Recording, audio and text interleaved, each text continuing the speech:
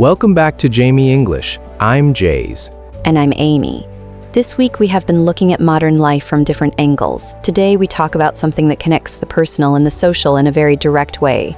Learning how we study, how we grow, and how the way people learn has changed enormously in recent years. This is a topic that is very close to both of us. Jayz is a teacher. I am always learning new things for my design work, and of course everyone listening to this podcast is actively learning right now. So this one is personal for all of us. Let's start with our own study lives.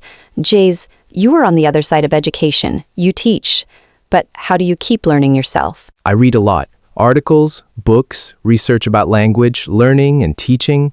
I take online courses occasionally when I find a topic I want to go deeper on. I also learn a lot just from my students. They ask questions I have not thought about before, and that forces me to think more carefully about things I thought I already understood. That is interesting. You learn by teaching. It is one of the best ways to learn anything. Explaining something to someone else forces you to understand it at a deeper level. I am always learning from my work. Design tools change, new software comes out, styles and trends shift. If you stop learning, you become outdated quickly. I take online courses. I watch tutorials. I follow designers whose work I admire, and I try to understand what they are doing and why. Both of those are self-directed learning. Nobody is telling us what to study or when. We are choosing it ourselves. And I think that is one of the most important skills in modern life. Knowing how to learn independently. Because the world changes fast. The job you have now might look completely different in 10 years. The tools you use might not even exist in their current form. The ability to keep learning, to adapt, to pick up new skills is more valuable than any specific qualification. There is a phrase for this in English: lifelong learning. It means the commitment to keep learning throughout your entire life, not just during your years in school or university. Lifelong learning is talked about a lot now in professional contexts. Employers want people who can grow and adapt people who are curious. Useful phrases for talking about your study habits. I tend to learn better when blank. I have set a goal to blank. I reward myself when I blank. I find it hard to stay motivated when blank. I learn best by blank. That last phrase is important because people genuinely learn in different ways. Some people learn best by reading, others by listening, others by doing, others by teaching someone else. I am very visual. I need to see something, not just hear it. I draw diagrams, I use color, I make visual notes rather than written ones. I learn by doing and then reflecting. I try something. I notice what works and what does not, and I adjust. I am not a patient reader of instruction manuals. Both of those are completely valid, and knowing how you learn is itself a kind of self-knowledge. Now, let's talk about something that has changed enormously in recent years: how and where people learn. 20 years ago, most formal learning happened in physical spaces, schools, universities, training centers. You went to a place, sat in a room, and learned from a person in front of you. Now you can learn almost anything from almost anywhere. Online courses, YouTube tutorials, putots, apps, ebooks, virtual classrooms. The access to learning has expanded in ways that are genuinely remarkable. Someone in a small town with a slow internet connection can now access courses from the best universities in the world for free, in many cases. That is extraordinary when you think about it. But it also creates challenges because access is not the same as learning. There is a word for this gap: completion rate. The percentage of people who start an online course and actually finish it is very low. Research suggests that for most large online courses, only about 10% of people who sign up complete the course. 10%. That means 90% start, but do not finish. Which tells you something important: having access to learning and actually learning are two very different things. Why do people not finish? Many reasons. No deadline, no accountability. Life gets busy. The motivation that was there at the start fades. It is hard to prioritize learning when it is competing with everything else in your day. This is a social observation, not just a personal one. The shift to online learning has created new opportunities and new challenges at the same time. Useful phrases for talking about this social dimension. The rise of online learning has changed blank. On one hand blank, on the other hand blank. Research suggests that blank. There is a debate about whether blank. The challenge is not blank, but blank. That last structure is very useful. The challenge is not access but motivation. Or, the challenge is not finding information, but knowing what to do with it. It shows that you understand an issue at a deeper level than the surface. Now let's talk about formal versus informal learning. Formal learning has a structure, a course, a curriculum, a teacher, a qualification at the end. School is formal learning. Informal learning has no fixed structure. You follow your curiosity. You learn what you need when you need it. Most of what adults learn after finishing school is informal. Both are valuable, but they serve different purposes. Formal learning gives you a foundation, a systematic understanding of a field, a recognized qualification that signals your knowledge to employers. Informal learning keeps you current, adapts to your specific needs, responds to what is actually happening in your field or your life. I had both a formal degree in education and then years of informal learning about language, teaching methods, the specific needs of adult learners. I had a formal education in design and then constant informal learning to stay current with tools, trends, and the practical reality of working with clients. Useful phrases for talking about formal and informal learning. I study blank formally, but I have learned most of what I know informally. I am largely self-taught in blank. My degree gave me a foundation, but my real education happened after. I learned most from doing the actual work. I prefer learning by experimenting rather than following a structured course. Now let's talk about the experience of studying a language specifically, because everyone listening is doing exactly that. Learning a language is different from learning most other things. It requires exposure over a long period of time. You cannot cram language the way you might cram for a history exam. You need repeated contact with the language in different contexts. You need to hear it, speak it, read it, write it, and you need to make mistakes and learn from them. There is a phrase we use in language teaching, comprehensible input. It means language that you can mostly understand, but that also has some things you do not yet know. Not too easy and not too hard. This podcast is meant to be comprehensible input for you. We speak at a pace you can follow. We use vocabulary that is mostly familiar with some new words explained as we go. And the key with language learning is consistency. A little bit every day is more effective than a large amount once a week. This is actually true of most learning. Small, consistent effort beats large, infrequent effort. Useful phrases for talking about language, learning, experience. I've been studying blank for blank. I find blank the hardest part. My listening has improved a lot, but my speaking is still blank. I learn best when I am actually using the language. I get nervous speaking, but I know that is part of the process. I know that is part of the process is a very healthy phrase. It shows you understand that discomfort is normal and expected in learning. Nervousness when speaking a second language is not a sign that you are bad at it. It is a sign that you care about communicating well. And the only way to get more comfortable is to keep speaking. Now let's talk about motivation, because motivation is the engine of all learning, and it is worth discussing openly.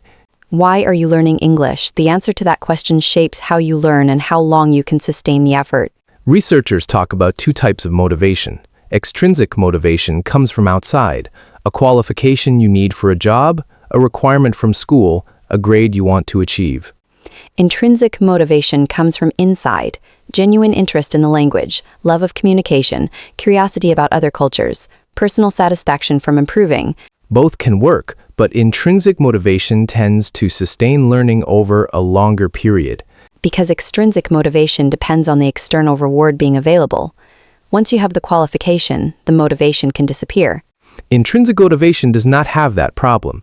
If you genuinely love the language, the learning continues. Useful phrases for talking about motivation. What keeps me going is blank.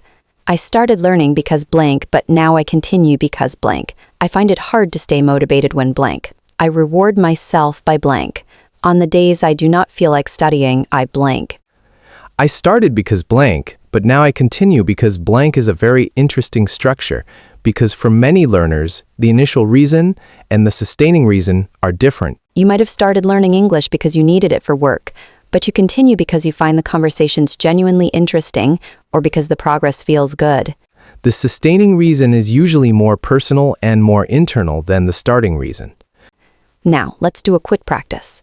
How would you describe your own study habits to someone you have just met? Here is an example. I have been studying English for about 3 years. I started because I needed it for my job, but now I continue because I genuinely enjoy it. I try to spend about 30 minutes a day. I listen to topes mostly, which is how I found Jamyy English. I find reading in English quite hard still, but I am getting better. The speaking is the part I am working on most right now. That answer is honest, specific, and personal. It covers why, how, what works, what is difficult, and what you are focused on now. It is a complete picture without being too long. And every part of it uses vocabulary from today's episode. Let's review vocabulary for learning styles. Visual learner, learn by doing, learn by teaching, self-directed, independent learner, formal education, self-taught. For online and modern learning, lifelong learning, completion, rate, access, motivation, online course, tutorial, comprehensible, input, consistent, practice. For types of motivation, extrinsic motivation, intrinsic motivation. What keeps me going, I reward myself. On the days I do not feel like it. And for describing your own study life, I tend to learn better when I have set a goal to. I find blank the hardest part. I am largely self-taught in. I am getting better at the part I am working on most right now. Learning is not just something you did in school. It is something you do every day, whether you call it that or not. Talking about how you learn, what works for you and what you are working on is one of the most interesting things you can share with someone. And the fact that you are here listening to this podcast is already evidence of your commitment to learning. Keep going. We will see you tomorrow on Jamyy English. Let's also talk about something that is both personal and social. The role of failure in learning. In school, many people are taught that mistakes are bad. You get a wrong answer, you lose marks, you feel embarrassed. But this is the opposite of how learning actually works. Mistakes are information. When you make an error, you discover exactly where your understanding breaks down. That is where the learning happens. I tell my students this all the time. A mistake in class is not a failure. It is evidence that you are trying something you are not sure of yet. That is precisely what you should be doing. But changing that mindset is genuinely hard for many people, especially people who did well in school by avoiding mistakes. There is a concept called fear of making mistakes that is very real in language learning. People stay silent because they are not certain they are correct, and silence prevents the practice that would make them more confident. A related concept is perfectionism, the desire to get it right before doing it at all. Perfectionists often struggle with language learning because there is no perfect stage. There is only better and less good. Useful phrases for talking about mistakes in learning. Making mistakes is part of the process. I try not to be too hard on myself when I get something wrong. I learn more from my mistakes than from getting things right. I used to be afraid of making errors, but I am working on that. Every mistake tells me something useful. Now, let's talk about a social question that many people have opinions about. Is university still worth it? This is a genuine debate in many countries right now. University is expensive, it takes years, and many graduates find that their degree does not directly lead to the work they end up doing. At the same time, university provides more than just knowledge. It provides networks, experiences, ways of thinking, and in many fields, a necessary qualification. The honest answer is, it depends entirely on the person and the field. For medicine, law, engineering, university is essential for many creative fields, technology, roles, business. The path is less clear. Some of the most successful people in design, technology, and media are self-taught or dropped out of formal education early. And some of the most well-rounded, adaptable thinkers came through a full university education in a subject that seems unrelated to their work. Useful phrases for this social discussion. There are different views on whether blank is still worth it. It really depends on the field and the individual. The traditional path was blank, but now blank. Some people argue that blank, while others point out that blank. The value of blank is not just blank, but also blank. That last structure is very useful. The value of university is not just the knowledge, but also the experience, the network, and the way of thinking it develops. That shows depth of thinking. You are not just saying a simple yes or no, you are seeing multiple dimensions. Now let's talk about learning and age, because many people believe that it becomes harder to learn as you get older. This is partly true and partly a myth. Children do pick up languages and certain skills more naturally and quickly than adults. The brain is more flexible in childhood. But adults have real advantages too. We have more existing knowledge to connect new learning to. We have better strategies. We can understand explanations more deeply, and we have more motivation when we choose to learn something. There is research that shows adults can learn languages very effectively, especially when the learning connects to their real needs and interests. So if you are an adult learning English and you feel discouraged by how long it is taking, know this. The path is longer for adults, but the destination is fully reachable. And many adult learners reach a level of fluency that allows them to communicate with confidence, to form real relationships, and to do their work effectively in English. That is the goal, not perfection. Confident, effective communication. Useful phrases for talking about learning and age. It is never too late to learn blank. Adults learn differently from children, but not less effectively. I started learning blank at blank, and I have made real progress. The pace might be slower, but the learning is deeper. I find that connecting new learning to what I already know helps me. Now, one final practical exercise. I want you to think about one thing you are learning right now. It does not have to be English. It can be anything. Then answer these 3 questions in English. What are you learning? Why are you learning it? What is the hardest part? 3 sentences. Honest ones. Mine. I am learning more about typography history right now. I am learning it because understanding where design conventions come from helps me use them more intentionally. The hardest part is that there is a lot of specialist vocabulary in the history of print, and I keep having to look things up. Perfect, specific. Honest, complete. Mine. I am currently learning more about ocean conservation and marine protected areas. I am learning it because I spend so much time in the ocean, and I want to understand what is actually at risk. The hardest part is that the science is complex, and I am not a scientist, so I have to read slowly and carefully. Both of those reveal something real about who we are, which is always the point. Learning is not just about acquiring information. It is about becoming someone who can do and understand and connect things that you could not before. That process never ends, and that is actually wonderful. Thank you for being here today. We will see you tomorrow on Jamyy English.